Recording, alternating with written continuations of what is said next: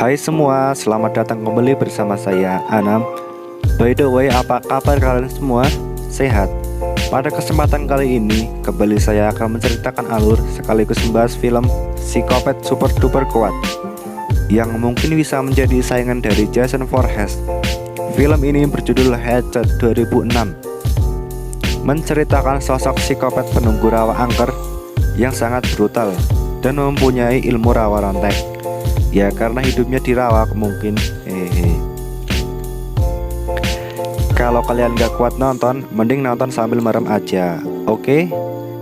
Dan tanpa berlama-lama lagi, karena udah ngantuk nih, udah jam 12:30. Oke? Dan jangan lupa untuk subscribe channel Anam ya, oke? Dan film pun dimulai. Film ini diawali dengan seorang bapak-bapak yang sedang ngobrol di sebuah rawa. Dia pergi dengan anaknya yang kelihatan sudah jenuh dengan kegiatan tersebut. Tapi sang bapak tetap ngotot, pokoknya bapak kudu dapat tuh buaya gede yang ada di rawa ini. Faktanya mereka berprofesi sebagai pemburu buaya. Dan tiba-tiba terlihat sebuah pergerakan di dalam air. Buruan kita nih mungkin, pikir si abah. Hingga sang anak kebelet pipis, ia pun pipis di atas perahu. Lalu sesuatu yang mengerikan muncul dari dalam air. Alayo, lagi enak-enak pipis malah ada buaya. Hampir aja tuh kodok Zumanya digigit. Singkat waktu, karena si anak belum selesai pipisnya, ia pun meminta sang ayah untuk menepi sebentar buat pergi ke Sukonan. Dan ia pun pipis lagi. Ketika si anak sudah beres, ia pun kembali dan melihat fakta yang mengerikan. Si ayah sudah koid dengan badan yang acak-acakan. Lalu tiba-tiba dia diserang sesuatu dan diacak-acak sampai modar. Dilihat dari kekuatannya yang sangat besar, jelas itu bukan hewan ataupun buaya. Sampai-sampai manusia bisa jadi letoy gitu. Dan film Headshot pun dimulai. Lalu scene berpindah beberapa hari kemudian di sebuah kota. Terlihat orang-orang sedang berpesta pora di acara festival tahunan. Namun anehnya, di sini ada adegan di mana ketika seseorang menyukai lawan jenis, ia akan memberikan kalung warna-warni kepada orang tersebut. Lalu adegan aneh lainnya, seperti melihatkan pentil kebanggaan secara bersamaan di depan umum. Kalau kalian di sini sih auto bintitan lah. Kemudian diperlihatkan sekelompok pemuda gaul yang kelihatannya menikmati pesta tersebut. Apalagi si Beta Marcus, ia terlihat begitu bersemangat. Namun berbeda dengan si Ben yang sepertinya jenuh dengan pesta tersebut dan memilih untuk pergi mencari acara lain. Sedikit terjadi adu bacot di antara mereka. Marcus pengen terus lihat pentil di pesta, sedangkan si Ben ogah-ogahan. Dan akhirnya Marcus pergi mengikuti Ben. Karena gini-gini juga si Marcus mah setia kawan lur. Dan singkat cerita, Ben pun pergi ke wahana mistis tersebut, yang menyebutkan bahwa wahana mistis tersebut akan membawa mereka ke tur sebuah rawa angker di tempat ini. Ya kira-kira gitulah. Singkat cerita lagi, mereka pun sampai di depan tour travel mistis yang bernama House of Voodoo. Setelah masuk, Ben pun melihat kaos yang bersablon. Tukang jagal bernama Victor masih tetap hidup dan menghantui rawa angker. Tetapi si Marcus tetap mengeluh karena ini terasa membosankan. Namun seketika Marcus menjadi bersemangat ketika melihat ada seorang produser film biru yang sedang melakukan shooting kepada dua gadis jablay yang sedang memamerkan pentil mereka. Namun setelah di-cut, kedua cewek-cewek itu pun sepertinya tidak akur dan saling menghina satu sama lain. Ada yang bilang cangkemmu bau jengkol lah dan lain-lain. Namun ketika si produser bilang action kembali, mereka pun acting dengan sangat profesional, layaknya bintang film Triple X ternama. Mantap juga ya. Singkat cerita lagi, datanglah si tour guide yang terlihat bersemangat dan sangat energik sambil nyerocos yang menandakan dirinya pemandu handal, dan tur pun dimulai. Mereka pun berangkat naik bus magic yang gak kalah seremnya dibanding tisu magic. Para ciwi-ciwi berserta produser pun masuk. Lalu disusul Markus bersama Ben. Markus yang bersemangat melihat ciwi seksoi pun memutuskan untuk duduk di sampingnya. Sedangkan Ben yang sedikit jiden kalau sama cewek, ia deg-degan ketika akan duduk di samping cewek yang kelihatannya jutek. Dia pun dipancal Markus biar nggak kayak orang kikuk. Ia pun duduk dan mulai berkenalan. Dan wanita itu bernama Mary Beth. Ben pun malah membahas nama Mary Beth, yang aslinya tidak perlu dibahas lah ya. Dan dikacangin si Mary. Kemudian ia pun mengganti topik. Jaket kamu bagus ya, tetap dikacangin. Lalu ia pun mikir lagi, di rumah kamu punya hewan apa?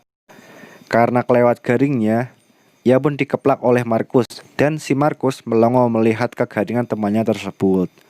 Sumpah nih gokil anjir.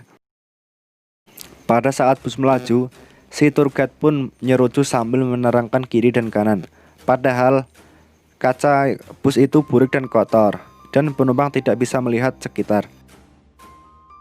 Hingga sampailah mereka di wahana rawa angker. Semua orang turun dan dipersilahkan menaiki perahu tur yang sudah dipersiapkan.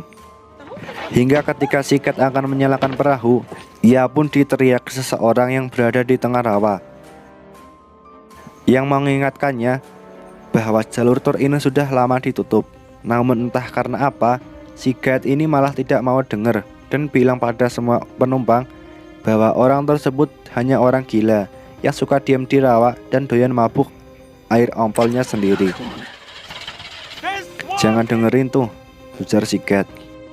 Dan mereka pun berangkat. Dan benar saja, si gembel itu berkata sambil menggerutu, kalian akan mati jika pergi ke sana, sambil mabok air pipis dari kodok zumanya sendiri.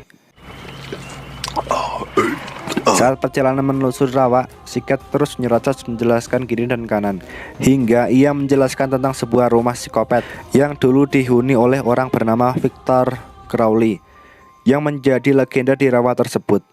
Namun katanya ia sudah mati karena dikampak oleh ayahnya sendiri di bagian wajah. Akan tetapi jika di tengah malam kita mendengar suara Victor memanggil ayahnya, maka jelas kita akan dibantai. Itulah yang legenda ceritakan. Sambil membaca catatan, si tour guide ini sepertinya amatiran.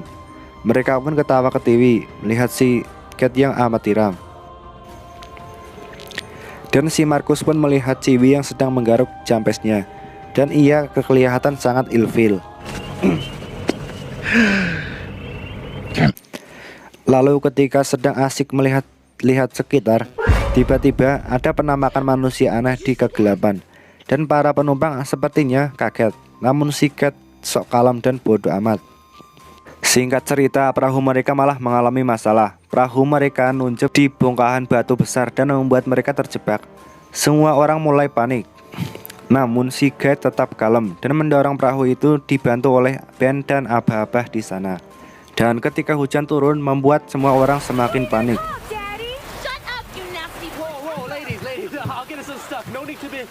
Hingga si abah menyarankan untuk menepi sebentar dan mencari perlindungan. Dan ketika si abah akan menyeberang, terjadi hal yang tidak terduga. Kakinya digigit buaya rawa dan hampir diseret ke dalam air. Untung saja si Mary Beth membawa pistol dan menembak buaya tersebut. Malah seperti film Black Panther aja nih, tembak-tembakan sama buaya. Mereka pun segera turun dari perahu yang mulai tenggelam. Lalu si Ciwi pirang yang rempong itu pun kecebur ke dalam air. Untung saja tidak ada buaya. Si produser yang ketinggalan disemangatin untuk cepat-cepat ke tepi, dan ia pun ngicir berut kabur duluan. Singkat waktu, hujan pun reda. Mereka beristirahat sejenak dan saling menyalahkan satu sama lain, terutama kepada si Cat yang dinyatakan amatiran. Faktanya si Cat emang amatiran, yang baru kerja malam ini sebagai tour guide. Semua orang pun kesal kepada dirinya. Lalu pertanyaan dilempar kepada Mary Beth, kenapa ia membawa pistol ke dalam sebuah tur. Ternyata Mary Beth adalah anak dari bapak-bapak yang lagi mancing buaya di awal tadi. Ia datang ke sini untuk mencari di mana ayah dan juga kakaknya yang menghilang. dengan mengikuti wisata rawa ini. Lalu ia pun menceritakan tentang legenda sebenarnya Victor Crowley. Kok dia bisa tahu? Ternyata Mary Beth adalah warga asli di daerah sini. Ia pun menjelaskan, puluhan tahun lalu hiduplah seorang anak yang hidup dengan keadaan cacat di sekujur tubuhnya. Namun ia sangat disayangi oleh ayahnya. Ia memberikan kasih sayang sangat besar kepada anaknya. Hingga ketika mereka pergi ke kota, si anak terus dibully oleh bocil seumurannya. Dan ketika malam Halloween tiba, para bocil yang iseng dan tengil pun menghampiri rumah Victor dan melempar-lempar mercon ke arah rumahnya. Namun sialnya, mercon itu malah mengenai bensin dan membakar rumah Victor. Anak malang itu pun terkurung dengan api yang semakin membesar. Hingga ketika ayahnya datang dan akan menolong Victor, sang ayah pun menggunakan kapak untuk mendobrak pintu. Namun naas, si Victor yang berada di balik pintu malah kebacok di kepala dan modar. Sang ayah pun sedih atas kejadian ini. Hingga ia pun mulai murung dan memulai ritual gaib kepada sang anak. Dan sampai 10 tahun berlalu, sang ayah pun sampai meninggal.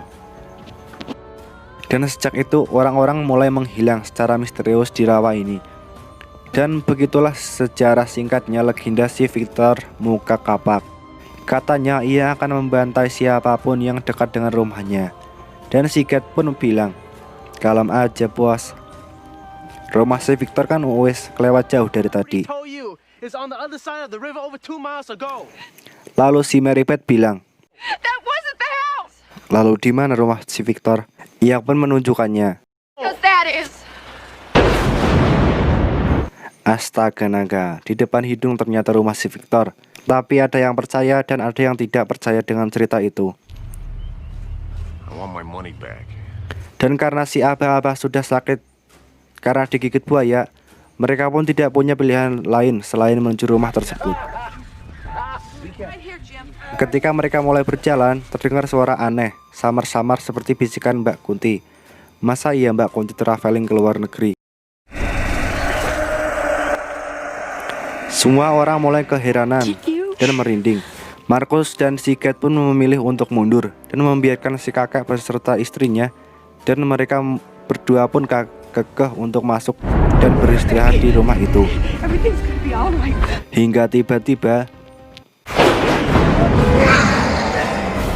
si kakek pun dikapak di kepalanya seperti kelapa. Dan istrinya pun tak luput dari incaran si kepet itu. Ia pun disabak mulutnya sampai dobleh dan modar. Jelas modar lah. Semua orang ngejar ketakutan dan si Mary Beth memberanikan diri untuk menembak Victor. Dan Victor pun ambruk dan seperti biasa seorang psikopat itu mempunyai ilmu sejenis Deadpool lah. Dan si Mary Beth pun kabur. Mary dan Ben pun ketakutan, sedangkan yang lain sembunyi di sukonan. Dan si Markus yang ketakutannya setengah mati malah bergelantungan di pohon beringin. No way, I'm staying right here. This is bullshit. Dan kemana si produser film? Ternyata ia ngacir sendiri dan sembunyi di semak-semak. Hingga ketika ia akan kabur, asem kaget. Victor masih hidup walaupun sudah ditembak. Dan si produser pun mati dengan kepala yang dipelintir. Kembali kepada kawanan Ben, si Markus sama si Cat malah berantem gak jelas. Hingga kemudian si Jablay bernama Jenna menemukan tas milik produser Triple X. Ia pun membukanya dan menemukan fakta bahwa si produser film Triple X itu adalah palsu alias gadungan. Samuel M. Barrett? What's that? M. Barrett, Whitman Diagnostics, Senior Marketing Manager. That asshole! I flew all... Dua cewek seksoy ini dikebuli dan akan menjadi bintang genjot ternama. Seperti itulah, kalian tahu sendiri kan, para kaum colikiawan. Namun nyatanya ia hanya karyawan biasa dan video-video itu hanya untuk koleksi pribadi. Dua kawas ini pun kecewa dan marah-marah. Lalu mereka pun melanjutkan perjalanan untuk kabur. Dalam perjalanan, Ben pun kesandung sesuatu sampai terjatuh. Ternyata itu adalah produser film gadungan yang mati dan menandakan si Victor masih benar-benar masih hidup.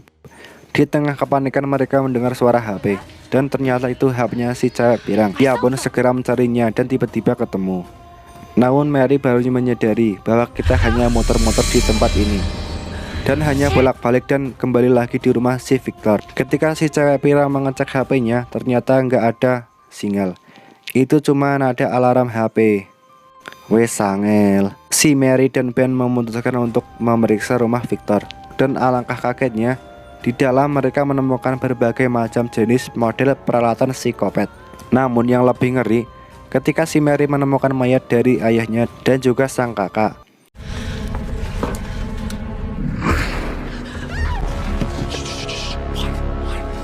Yang mati mengenaskan menjadi santapan psikopat itu. Kembali kepada para kewes-kewes, mereka yang lagi bertengkar tiba-tiba dikagetkan dengan suara krusuk-krusuk di sukanan. Dan si Markus dipaksa melihat suara tersebut dengan tingkah yang konyol. Man of the group anyway, because I whipped you. Ketika diperiksa, itu hanyalah seekor rakun.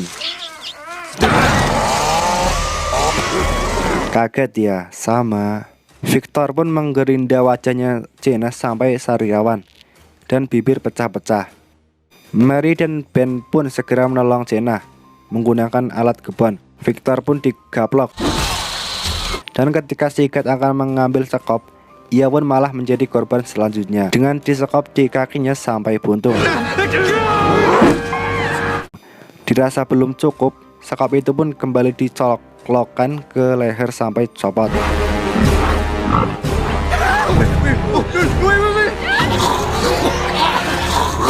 Dan si Jenna yang sudah sariawan akibat gerindra ditancapkan ke garan sekop dan molder seketika. Tersisa si cewek pirang bersama trio cat shooters. Si pirang malah muring-muring karena panik dan si Mary pun menggaploknya. Blok. Mereka pun kembali memulai rencana melarikan diri dan ditanya ke arah mana. Asem kaget maning. Mereka pun kabur ngejar ke segala arah karena terkejut.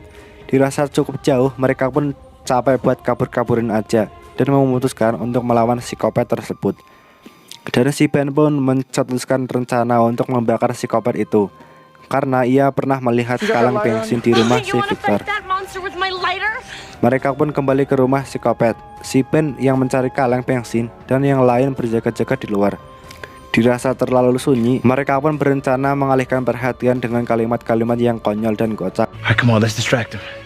Hey, asshole! Yeah, come out, get us, Crowley. Where are you? Molested by wolves! Dan ketika Ben menemukan kaleng bensin, tiba-tiba si pirang sudah menghilang. Dan tiba-tiba Ben pun dilempar potongan tubuh si pirang dan psikopat pun sudah di depan mukanya si Ben. Dan Ben menyiram psikopat itu dengan bensin. Lalu mereka pun membakarnya.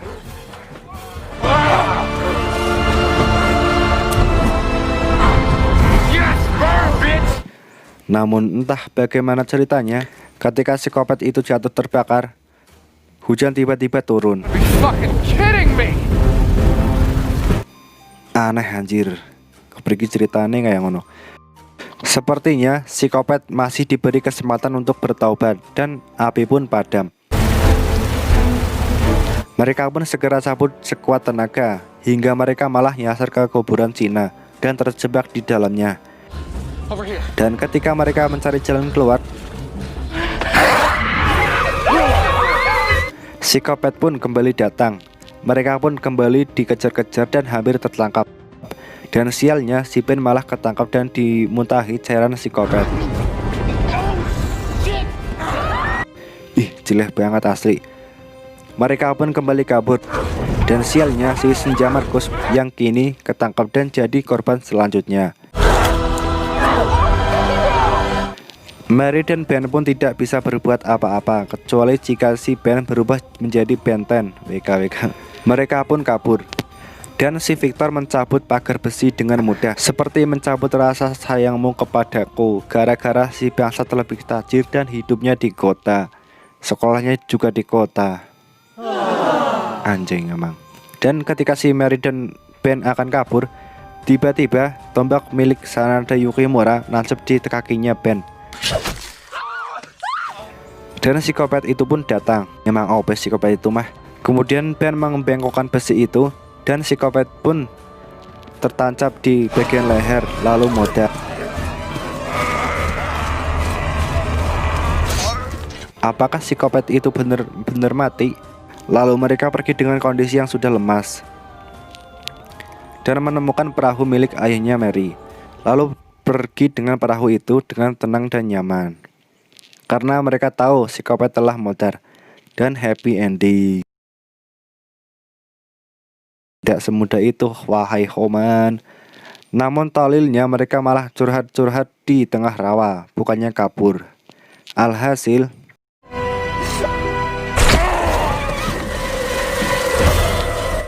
Mary pun ada yang menarik dari rawa dan terlilit sesuatu di bawah air.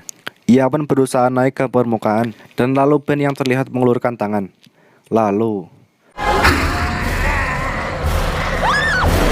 Dan ternyata itu adalah psikopat Victor yang sudah memotong tangan Ben. Dan kini mereka tidak bisa kabur kemana-mana, dan film pun tamat. Ending yang sangat psikopat sekali. Gimana filmnya? Mengerikan dan konyol bukan? Film ini sebenarnya masih memiliki sequel lanjutan, dan lain kali kita lanjut ke sequel keduanya. IMDb untuk film ini adalah 5,7, dan saya genepin jadi ya 6,2 lah, karena konyol dan banyak pentilnya. Mungkin segini saja yang bisa saya sampaikan di film Hatchet 2006. Jangan lupa like, share, and subscribe supaya kalian tidak ketinggalan video-video selanjutnya. Saya Anam beserta jajaran tim yang bertugas mengucapkan terima kasih telah menonton video ini, dan bye-bye.